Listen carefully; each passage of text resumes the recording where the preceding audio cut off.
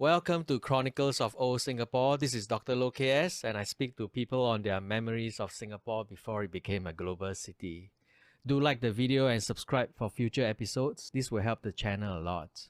We're very happy today to have a guest with us who can shed light on his memories of the historic Everton Park flats where he lived in the 1960s and 1970s, I believe. So this is an area which is of great interest to me. I was doing another research project before, and I came across that PSA had these flats built, I think, in the 1960s. And they're still around today, which is not something we can say for a lot of the flats of the 1960s in Singapore. So let me welcome Mr. Sathasivam to the podcast. Morning, sir. How are you? Good morning. I'm good. Yeah. So maybe I can ask you to kind of briefly introduce yourself and talk about when did you first begin staying in the Everton Park flats? Okay. Before that, I think we were staying in the late 60s, late 50s. We were staying in Brisbane, where it okay. was also my dad was working in the port. At that time, they called it Singapore Harbour Board. And so when those flats that we were staying, they were just a 4-story flats. That was they call it the PSA quarters. So would you know Ashok then? Ashok, yes, Ashok was my schoolmate, primary schoolmate. Okay. I know him, but they were staying a little bit just around that neighborhood, but not in the same flats that we were staying. Right. So that was a 4-story flat, and then when PSA decided to demolish those flats, they actually got Everton Park as also PSA quarters. They were all PSA quarters. Right. So we moved there, I think, in the 60s. I think it was about 60. In primary school days, we were still in the Brisbane quarters. During the middle of my primary school days, we left Brisbane and we moved on to this Everton Park. Okay. So, Mr. Sata, Yes. the Brisbane flats, you mentioned they were demolished. Yes. So what is the orientation of your flats vis-a-vis where Ashok was staying? This was a different area of Brisbane. It was the same area, just that, PSA had different types of housing there. So I think for the senior officers, they had bigger flats for them, which was like, I think it's a 2-story flats or so, which were, in fact, not far away from where we stayed, probably about 100 meters from where we stayed. So that's all. They're all within the same vicinity, the Brisbane vicinity, Brisbane Nelson Road vicinity. Right, yes. Is it more along the road or is it more like inside of the Breeze Road area? It was inside. Yeah, they were all inside, not along the road. So you have to walk. So from my place, I have to walk to Nelson Road. So they call this place Brisbane, but you want to walk. So when we walk, we have to pass by Ashok's house and all that. Yeah. I see. And what was your father doing in the Harbour Board? He was a foreman. He was a foreman. We call them at that time they called them the go down stackers. They call them stackers, go down stackers, and he was a foreman there. I see. So he supervised a group of laborers who were that's right. Working supervised in the a group of laborers. That's right. Yeah, he did that. Was he called a Kapala? Sorry? Kapala? Kapala. No, they call them the go down mandos, go down Mandos. Okay. They call them I go know down the mando. term. I think Mandore is actually an Indian word or something, right? It's not a... Mando, I don't know. It was very common because everybody, they call themselves mandos and all that, So it was a good, that was the, I mean, most of them there actually, we know each other. Many of them in that, in our blocks were our, relatives and all that. Most of them were relatives. They're also working in the port together with my father. Yes, yes. So that was the Brisbane, so where the whole lot of people were there for many years. Were Mm. the workers also staying in Brisbane? Yes. They were also those Okay, with okay. families. Those with family. Those who were not with families, they gave them what they call it the bachelor quarters. So they were staying away, not at the same place. Yeah, this was all meant for married people with children. Mm. The one at Brisbane. Yeah, I mean, I didn't know that you were staying in Brisbane, and actually, I'm very Yeah. interested in the staff quarters. So, could Oh, you, okay. do you remember like how many rooms were these staff quarters where you stayed We in? had 3 rooms. I think 3 rooms. Yeah. That's quite There was spacious, two yeah. small rooms. No, these two small rooms, and then Uh, we had a hall. Quite small. But then we had a balcony also. I think we had a balcony. We did have a balcony there. and how Yeah. many Mm. people were in the family? Our family we were 5 in the family. It means three children. Sorry. We were actually 7, including my parents were 7. 5 children, yeah. Yeah. We have 5 children. That's right. It's quite a big family. Quite a big family. So we stayed there, and it was okay. I mean, as kids, we really enjoyed there because like I said, many of them were staying in the same place. Were actually our relatives and all that. Mostly, we should say mostly Indians. Lah. We had, in fact, our neighbor was 2 neighbors, and then we had a Chinese neighbor, a lot of Indians lah. Basically, at that time, right, there were a lot of Indians rather than the other races. But we had a Chinese family also next to us. I remember very vividly that they were there, and the next door neighbors and all that. So when you were at Brisbane, how old were Um, you? uh, the primary school probably okay. I was born. I was born there. That means I was born in 1955. So from 1955 onwards, I was there.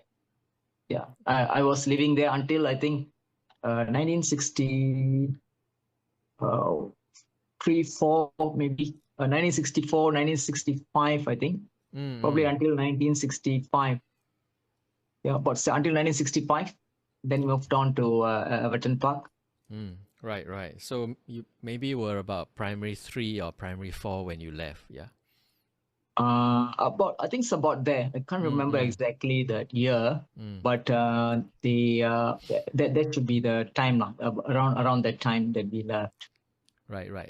Could you talk about your childhood there at Brisbane? Okay, actually, my childhood at Brisbane was very interesting because, like I said, like my neighbors, all of them, we went to the same school, same primary school. We went to Silat Primary School. Most of them, and then they would have a van. There was a van that actually brings us together, and then when we are back home, all these children, friends, children, all that, we gather just outside the house to play games, or we would just go down, also the children's games and all that, things like even hopscotch, and then we have the they call it the hantam bola, they use the ball to hit each other, run, and then they hit you, So those kind of games that we played with them. What And kind of ball are those? those are small, round rubber balls. Rubber Rubber balls, balls. yeah, correct. So, they call it, actually, they always call it hantam bola, Yes. Then, so they use that to hit them. But, okay, the other game was actually rounders. Rounders is quite similar to softball games, softball games. So that also we used to go down to play, call it rounders. Then there are a lot of other games like the 5 stones and all that, hopscotch, 5 stones and all that. So we used to have a good time with all the kids there, we rough it out outside. Most of the time, once we are back home from school, we are just outside our house, So with all the other kids and all that. No such thing as tuition in those days, yeah? Tuition, no. I mean, we had I think we had, but it wasn't that intense.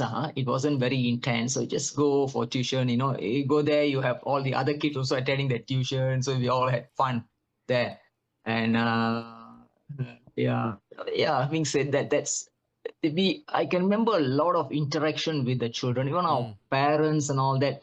They used to interact with their parents and all that, and very actually socially we are all very active, the families, and all of us were very active It's almost during like the a festival. community, right? There's a community kampong lah, the kampong Mm. spirit lah, you used to call kampong spirit, right? So that was there lah. The kampong spirit was always there, and Do you mean yeah, that so the neighbors would help one another? oh yeah, yeah. So that's why it's like I said, even like our parents, I mean, besides us children, we had very good bonding. The parents and all that, they would help each other, with like if someone is sick, they will come in to look after them, and all Okay, that okay. kind of things that actually happens. And yeah, very, very was a friendly environment. I would say that was really a friendly environment. Mm. We're doing festivities, right? So we used to exchange food, and with our Chinese neighbors, we used to, give them our food and all that. So there's very, I would say, very vibrant. Everything, during these days were actually very vibrant. Yeah. Can I ask your father's name? Pavalai, Okay. Pavalayee. Did you ever accompany your father to the Harbour Board when he was working? Okay, that's a good question. I don't really accompany him to his workplace, Yeah. but rather, every time, those days, a lot of these passenger cruise ships will come. So when they come, when they berth at the port, right? I mean, the port was just like very close to us, we were staying somewhere near Gate 5. So he will bring us into the ship. He will get the passes and bring us into the ship, the cruise ship. They bring us around the cruise ship. Every time this cruise ship comes in, we will go. Yeah, that's what he do. Yeah. Just to sightsee? No, we just go into the ship to see. I mean, to see around. I mean, they bring us around the whole ship, to Oh, see. Remember, yeah. go into the ship itself. Okay. Go into the cruise ship. Uh, It's a big, very big passenger cruise ships. Those days they also have uh, very big passenger cruise ships. did you? I mean, as a Mandore, your father would have been quite respected by his workers. Yeah. Yeah. They all. I mean, I think, like I said, they didn't really have the thing. You are the chief, and I'm the, I'm working for you. Not that kind of spirit. They all were like a community, lah. So I also remembered. I know that there was a Muslim friend of my father. So he every Friday I remembered he goes to the mosque, and without fail he will bring us biryani packets from the mosque. After the prayers, he'll bring biryani packets to the house, and then we used to sit down and eat, So that was something. Like again, I say this community spirit is like that. I remember every Friday without fail for lunch, he will bring the packets. Then we will share with our neighbors also, that the packets they give us, we will share with our neighbors. That's it became like a weekly affair. Okay. This was Indian Muslim. As an Indian Yeah. Muslim, there was a mosque nearby. We go, not only that, sometimes, we are sick, we will just go to the mosque. We go to the mosque, and then they do prayers. We participate in the prayers in the mosque. So all this happens at that kind during that time. Where was this mosque? It's also in Brisbane. Can't remember Okay. exactly where, but Okay. it's somewhere around Brisbane, also Nelson Okay. Road, Brisbane. But that's something that I really cannot cannot remember the exact location. Sure. Mm. Yeah. Did your father, as a Mandore, did he ever do the work himself, or was he just supervising the workers? No, he does it himself. So he also what he also does is like he used to bring back. No, they used to those days, in the harbor, right? So they used to provide food for the workers. So my father used to bring those food, for the workers, and then he'll bring it back home, and then we will then share it among all our neighbors, the food. He will carry back the food. I ever saw him. He would just carry the food back. Yeah. And we From go what I around. understand, there was what do you call that? A contractor of labor, right? Who would kind of cater the food for the whole group of workers. Yes. At the workplace itself, and then he will bring back some of those. He every now and then he will bring back the food. for us, and we, like I said, we will share with that food. We will share with the neighbors and all that. Okay, great. It's very interesting to see that vivid And picture, right, of the community life in yeah, inside the Harbour I'll, Board. yeah, I'll look around for some pictures, lah. Just try to look around, and then I really did not really keep it. Yeah. Right. I hope we can find them. I go in Yeah. to find them. I'll do Yeah. it. I'll do it today. So I will do it. Thank you. Do you know You're the welcome. people at Nelson Road, like Vijayan and some of the others? I know some of them. I mean, like you see, there. I don't know. There's my classmates. A lot of my classmates were also there. Their parents and all that. We know them. Some of them, like one of my classmates. Her name is Prema. Okay. Her father was actually, he owns a provision shop, which I think everybody in Brisbane will know him because he was at Nelson Road and he had that provision shop at Nelson Road. And so, so this is how everybody knows each other because everything is done there itself. We don't go out of that place to go and do. But Vijay Nair, is it? Yeah. Oh yeah, I know him. Sorry. I heard it wrongly. Sorry. Yeah, I know him. Yeah. Okay. Vijay Yeah. Nair was also 1 year my junior lah, in the school. I see. Yeah. Yes, because I think he mentioned this provision shop to me. Yes, And that's right. I was quite surprised to find that there was actually a provision shop inside the staff quarters area. Yeah, somewhere there. Yeah, it should be. Yeah, it was there. That's right. Right. So this was was it a row of shop houses? I think so, because my father used to bring me there to, wasn't a row of shops, there was a shop there, and then next to it, there's some other, like a small, something like a mini mart like that, something at that time, the small Okay. shops that they are, that the function was like of a mini mart kind of a function they had. So this was the provision shop. All of us go there to buy. It's called Panikar lah. I remembered his name is Panikar. Were there other shops nearby, like selling other things or services? They had, I think, some food stalls. I think they had there food stalls. So at some point, the Breeze Plain flats were being demolished. Yeah. Do you know what happened to them? To the flats, is it? Breeze Plain flats, is it? Yeah. I mean, why were they being demolished, and what came up afterwards? I really don't know. I mean, that part, I don't know why, it was so very small then, because I know that my father told us that, we have to move because we want to demolish these flats, and they have given us an alternative place to go to, which was Everton Park, which was brand new. Everton Park was also very new. Huh? They just built it for them. PSA built it for the workers because they had to move the workers to another place. They had about 7 blocks there in Everton Park. So they moved all the workers there. Yeah, I believe the Everton Park flats were built in 1965. So that must have been the year where you moved out. Right. So these are, okay, can you describe the flats to us? These are kind of what would seem today, right, to be very typical HDB flats. They were HDB flats. So they were similar to HDB flats, yeah. So similar to today's HDB flats.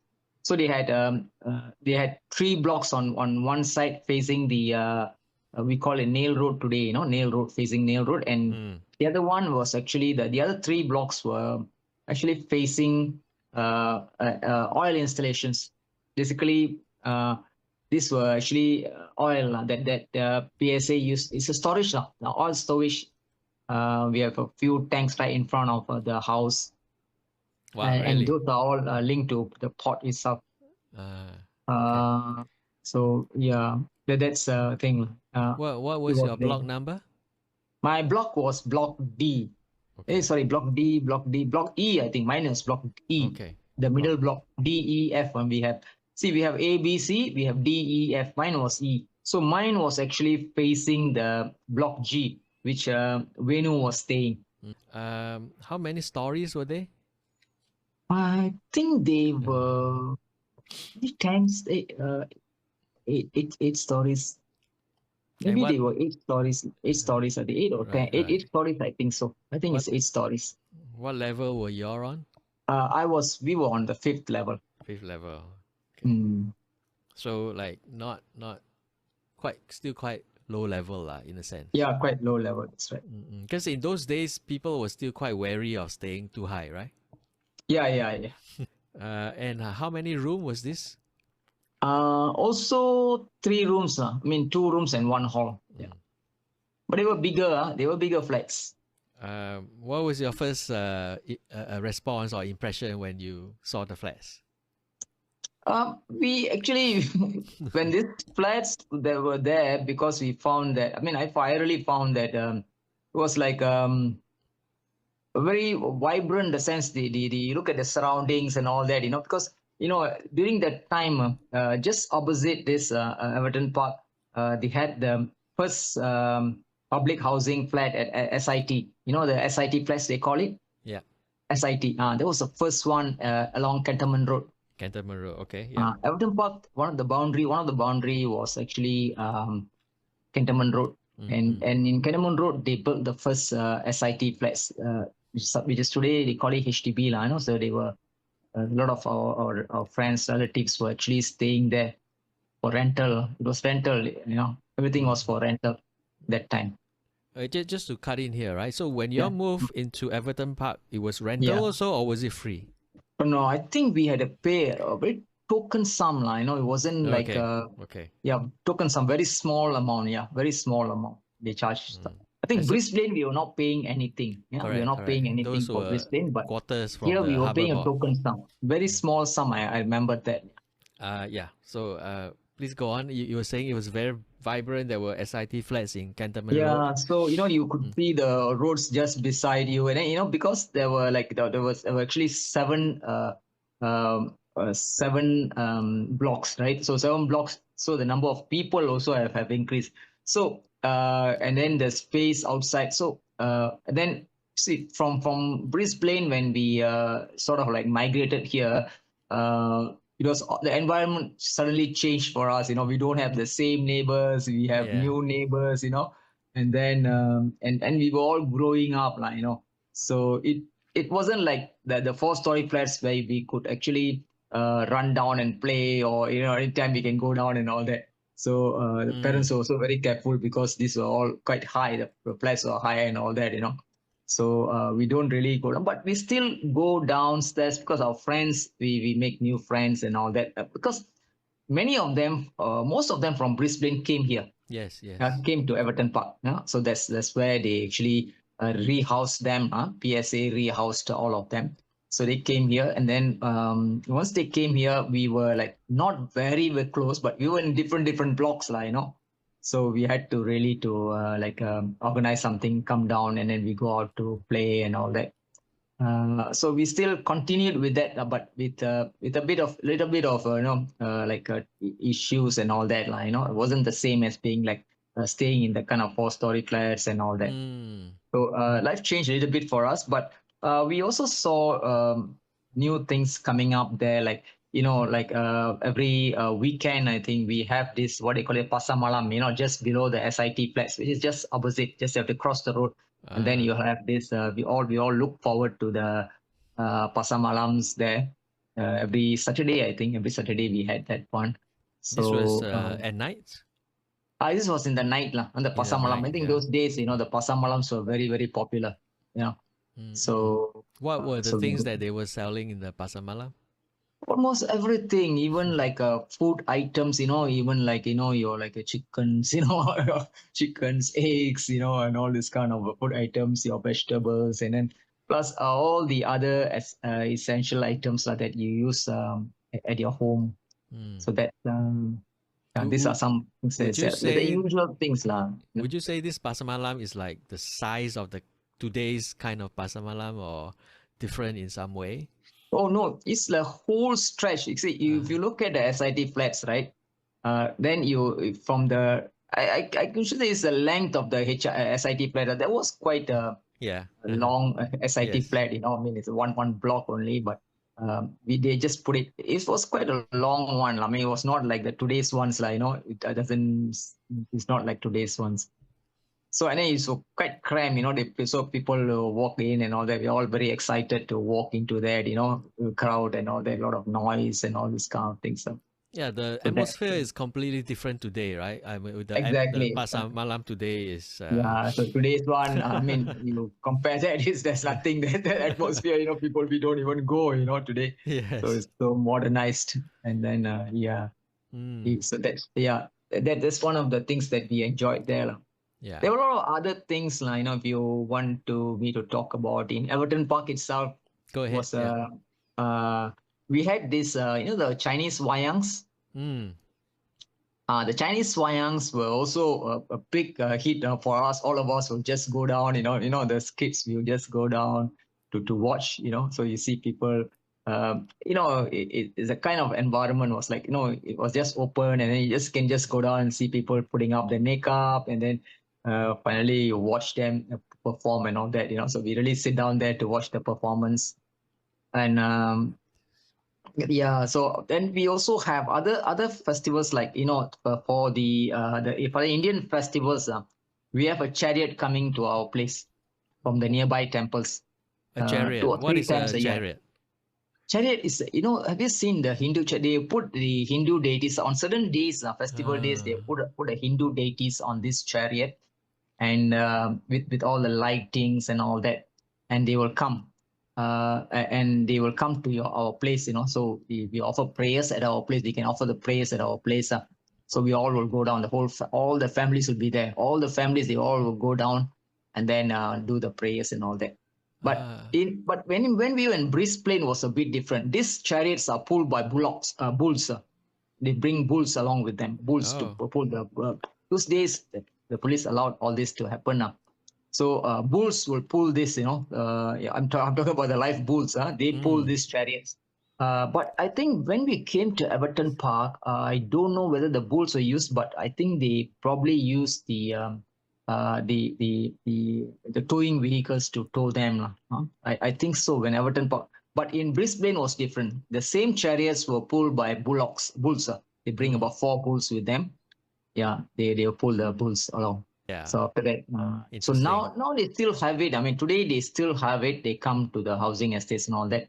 But this time, like I said, they use the tow trucks to tow them.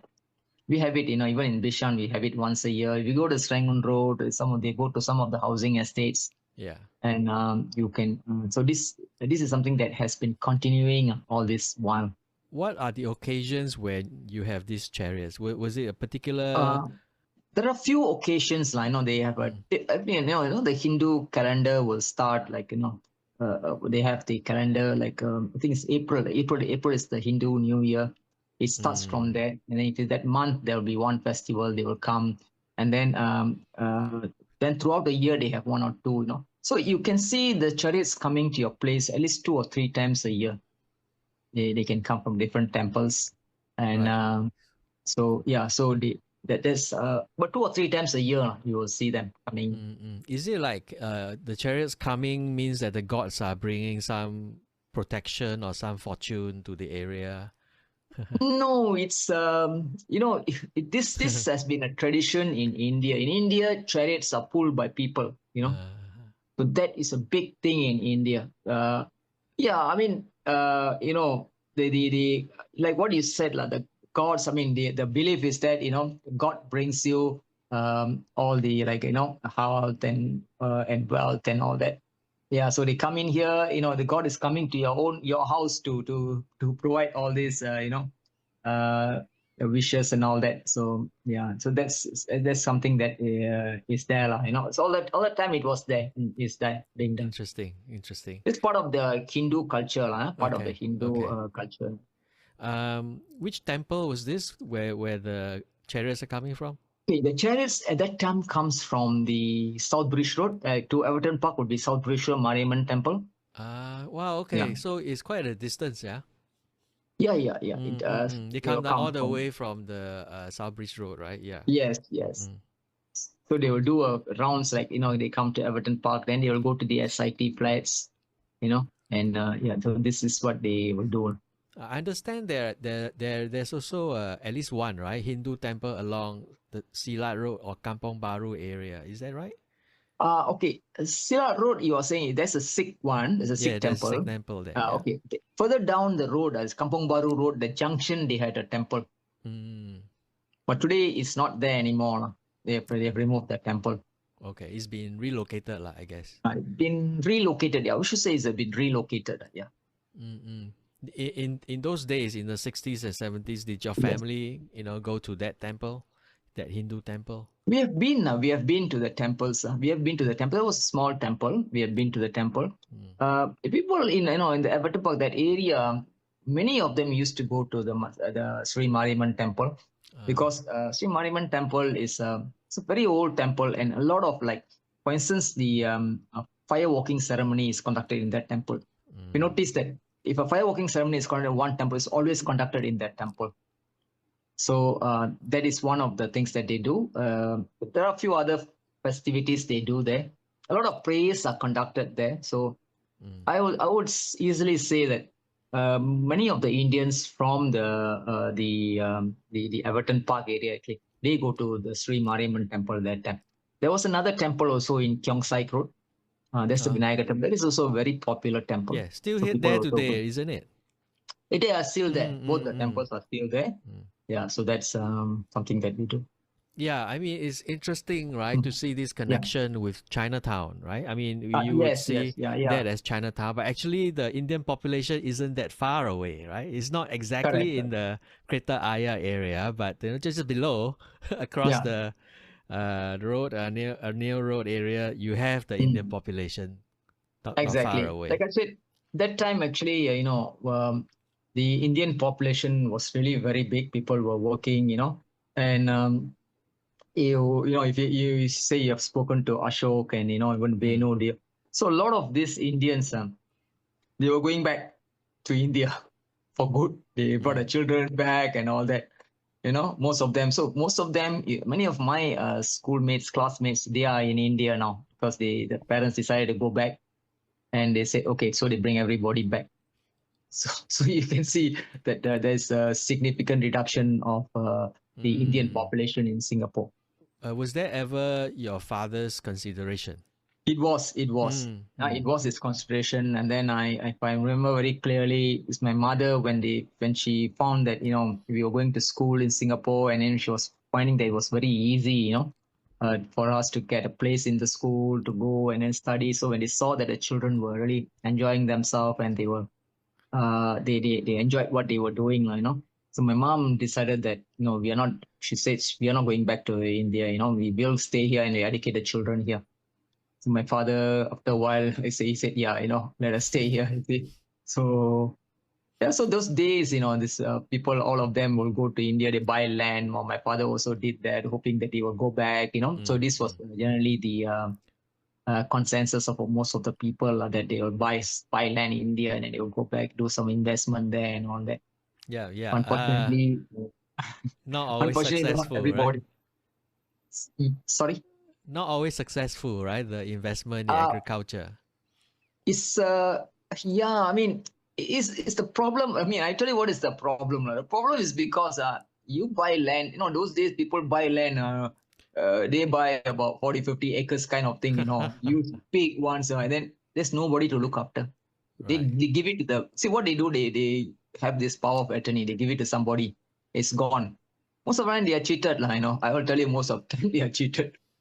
But I think the whole idea was, my mom said, no, we are not going. We are going to stay here. We will stay here. We will study here, So yeah, I mean, what she decided was good for us because it's a stable place. Yeah. Can I have your mom's name? Yeah, Pavalai, Pavalayee. So it's actually thanks to your mother that you are in Singapore today. Exactly. Yeah. I mean, I really like the story you said, right? That your mother was the one who decided for the children's sake. Yeah. Because she already realized that, it's good. I mean, I also was thinking that, I was also a bit, surprised that, because she was already thinking that there's, you go back to India, what are you going to do? Like you just said, right? Agriculture is not very, very, it's not very intact in the sense that, a lot of people are losing money in agriculture. Difficult. So no, it's not that she didn't think about that, but she was looking at us going to school and coming back. All of us were happy, there was no issues and all that. So she said, why not? Why not? You want to go into a place that you're not. They were there for a long time, but the children were here for some time, and they were studying and they were doing good. My mom said, we stay here. You continue everything here, education, everything you continue. Was she So a strong-willed woman? She was a strong. That is why my father, he wants to go back. Everybody wants to go back, because they grew up there, to a place like, the roots. Like, if you ask me from Singapore, do I want to go back? I don't want to go anywhere. I'm so used to this place, So parents, they also love. So my mom stopped going to India. After a while, she stopped going to India. She said, no, I'm not. They go to India at least once a year, twice a year. They love India, you see. So it is a birthplace, It's not that anything; it's a birthplace, and they're so used to the kind of environment coming to Singapore. So then she was here, and then she passed away in 1981. So that's we're all grown up and all that. She passed away quite early, but good lah, good, like you just said, good that she actually decided this way, and we all wanted to stay. So like us, many families, like our relatives, all who are working in the port. Were also, they also decided to stay. They stay here and all that. So I still have those friends and all that. But in the school, some of the classmates like Ashok and all the others, they left, and they left and they went back to India to start a life. But they also all doing very well. All of them, I think, all of them are doing very well in India. Yes. So could you say just which part of India are you talking about here? Where was the hometown of your parents? They went to Kerala. They went to Kerala. Most of the people, most of my friends, they went to Kerala. They're all from Kerala. Malayalis, yeah? They are Malayalis, that's right. They went back to Kerala. So the South Indian people, they have not many. A handful of them went back. And then I know the children came back. After a while, they came back to Singapore, start to work in Singapore and all that. Very few South Indians I know who have done that. All right. I think we can go back to Everton Park. Yeah, okay. Were there community services in the area? Was there a community center around there? Were there other kind of community buildings? I know there was PSA Union was there. Right. Union, I think just at Cantonment Road. It's next to Everton Park. PSA Union was there. Other community, I really don't know. Community basically, like I said, that when the chariots come, they organize these temple prayers and all that. They organize it. The people who organize these charities and all that. So I mean, for the chariot. The Union would be the Union House. Are you referring to the Union House? Yeah, Union House. That's right. So Union House. Okay. You're right. Yeah, Union House. So that's where all sometimes the workers go there for meetings and all that. Okay. How about the coffee shops? Were there coffee shops in the area? I think there was coffee shop. There was coffee shops because in fact, you look at just next to this Everton Park, you see, sepoy lines. Those days they call it sepoy lines. Today is just just before you enter the Singapore General Hospital. Nail Road, there was this Fairfield Methodist School and all that. Just opposite, along Nail Road, opposite Everton Park. That was along the block ABC. Playgrounds, were there playgrounds in Everton Park? The part I cannot really remember. I think, let me see. In Everton Park itself, I don't know. I really don't know. I really don't know. But you never played there, lah. You never played there like before. It's not like before because we are talking about a high-rise buildings already. These high-rise buildings, we don't have really the time to come down all the time. But we used to go to, like I said, a lot of them were my relatives who were staying nearby. We used to go to the houses, down there, just inside there and all that. Sometimes, I had some friends that we go out for long distance running and all that. Early morning, we would just go and just run along the roads and all that. Those were some of my friends, which I do that with. And so that one is there. We had friends. I mean, it's like, we had a lot of friends. We were playing, we were running because we had, we run in school. So we go out for long runs in the early morning. We get up and we go for long runs. Yeah, I mean, I ask you about the Mm. community and all Yes, yes. the playgrounds because Mm. I was just wondering, Mm. right? I mean, the early days of Everton Park was Uh-huh. just probably a lot of flats, right? It's just residential. I don't Residential, know that's if right. there were enough like social amenities at the time, for people to interact, or or Mm. was it just houses, right? No, they didn't have community centers per Mm, se, but people used to just gather. Like I said, it was like the kampong spirit was still there. People used to gather maybe at temples or such some similar functions and all that. And also, during the pasar malam time, a group of people will just walk together to go there and all that. So these things happens. mm, Yeah. So the socializing part was definitely there. mm, mm. Uh, and like I said, people even sometimes go to the temples together in a big group and all that. Maybe these were all not formal. I know, like you said, if probably is somebody arranging all this, is there like a community leader and all that? No, we didn't see that then. Yeah. One is not. I mean, the thing we always say about HDB Mhm. flats from the old Yeah, timers is that yeah. people just close the door, right? Uh-huh. So was that also the case at Everton Park? It doesn't happen in Everton Park. Like I said, see, Mm, we all came from the Brisbane to here. Most of them from Brisbane were also here. mm, So we had that time. We still continued with the same way of socializing. We cannot just break it up just like that, you see. But we have different neighbors and all that. We have to contend with that. So you mean you leave the parents will leave the door open in the day? Most of the time our doors are open. Most of the time only like Mm, we close the doors. Doors are always open. mm. Yeah. And have you gone into one of your neighbors' houses? Yeah. We do. I know my next door neighbor was a Chinese, and Uh-huh. we had contact with them for many years. We know them very well, and then yeah, we do that. I think those days, right? If people you want to help each other. That's it. I think that was the spirit. They want to help each other. So we don't see that today. Yeah, Mm. uh, there's something very unique about people of those days in Everton Park. Yeah, I mean, my neighbors today, and neighbors ever since Mm. I, was born, I Mm. maybe say hi to them, but I don't really know who they are and what they are doing in their lives, right? So okay, because but I have a neighbor. It was a young couple. Mm. Previously, because we stay in a HDB, and then we have like only 3 units in my floor. So the current one is a young couple with one child. They are very close to us. So we Ah, chat with okay. them. We see them outside. They spend some time with us. They don't just say hi and walk off. So I see a very good. I mean, the difference. Yeah, generally. So in fact, in my blog, I see a lot of people. We also say hi, but we also we spend a little bit of time, maybe 5 minutes, talking to each other. Asking about it. So Ah, we know quite a number of people here within my blog. Very friendly people.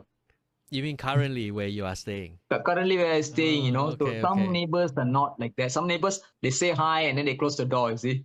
Yes, yes, that would be like me, So lah. so we I look forward to talking to people. So it's quite Mm. nice recognize us. So every floor we will take the lift, we know each other very well. And so they all know what kind of pet you have, how many children you have, what they are doing. That's a depth that we go into this friendship depth is there. So actually, you Yeah. can bring the So kampong that spirit around, lah. Yeah, even today it still works. it's not really because Mm-mm. people are running for time. You only catch them as we come back evening. This okay, Yeah, then they spend yeah. some time before they're going up the leaf and all that. It's not going back to the olden days, but it's nice, like at least I thought once when I came into this first time I came, I said no one wants to talk to us. People just shut the door. You come, you walk into your house. At least now I know if they are there, we was just spend a little bit of time talking to them. Mm-mm. Previously we cannot do that now, so I'm quite happy so yeah, but it cannot go back to those days I mean those days in Everton Park and Brisbane. they're two different things. Yeah. Certainly, things have changed to some degree. Yeah. Things have changed. We are working in a very fast-paced environment today, so I think we have to, also understand that.